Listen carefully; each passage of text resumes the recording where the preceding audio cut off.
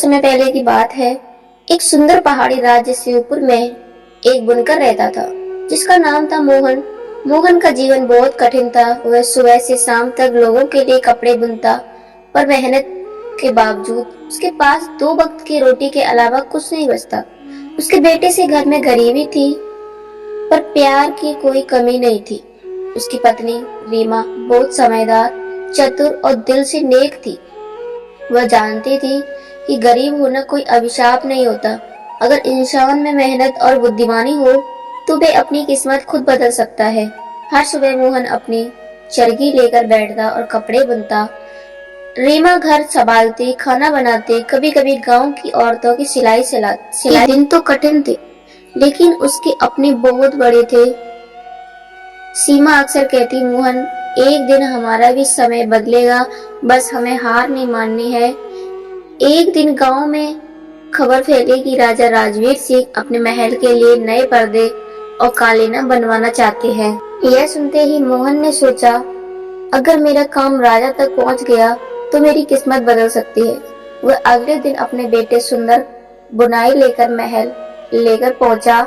महल का सौंदर्य देखकर वह दंग रह गया। बड़े बड़े दरवाजे, चमकते झूमर और सोने की कलाकृतियां, लेकिन राजा का चेहरा शांत नहीं था। वह गहरी सोच में डूबे हुए थे। मोहन ने हिम्मत करके पूछा, राजा क्या कोई चिंता है जो आपको परेशान कर रही है?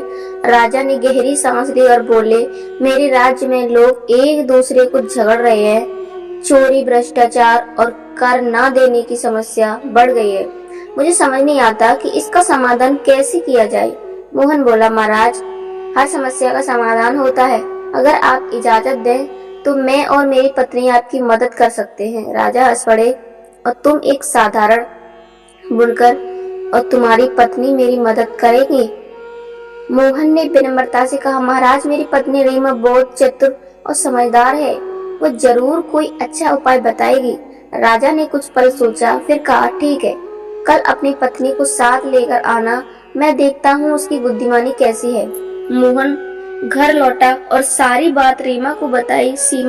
रीमा मुस्कुराई और बोली, यह अच्छा अवसर है, हम राजा की मदद करेंगे, और अगर हमारी योजना सफल हुई तो राजा ने केवल हमारी गरीबी दूर करेगा, बल्कि हम लोगों की सेवा भी कर पाएंगे। अगले दिन रीमा और मोहन राजमहल पहुंचे।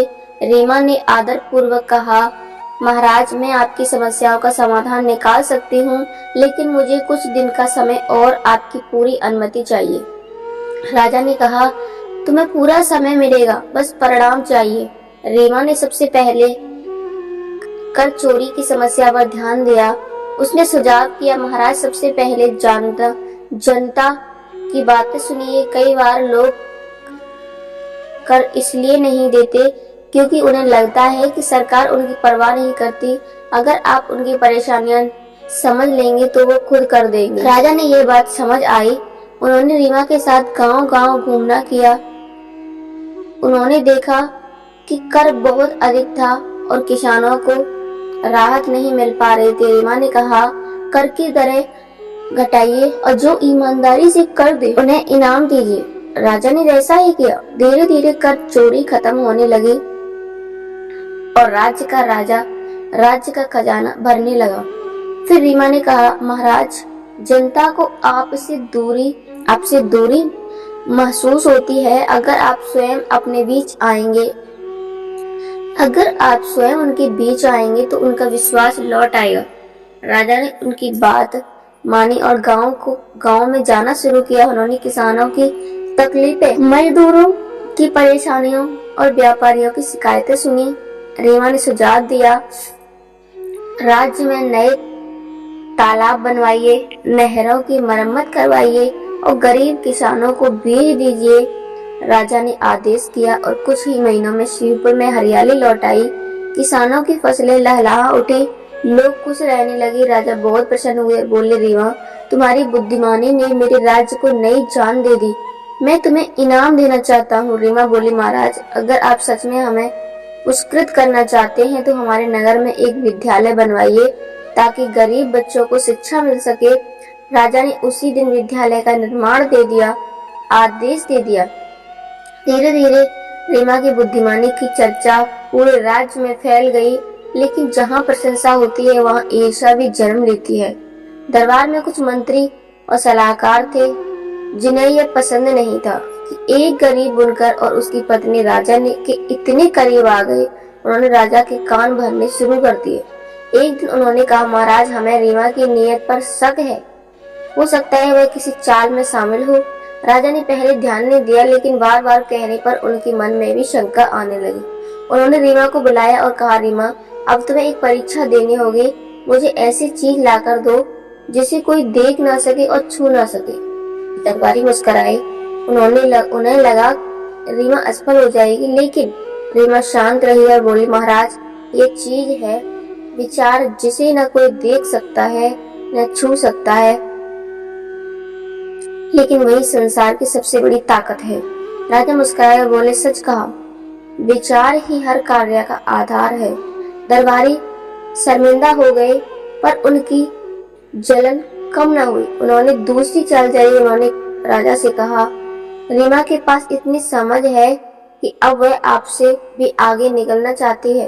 राजा ने फिर परीक्षा का आदेश दिया। उन्होंने कहा, रीमा, 7 दिन में ऐसा अनमोल खजाना लाओ जिसे कोई न छू सके, लेकिन जो जीवन का सबसे बड़ा धन हो।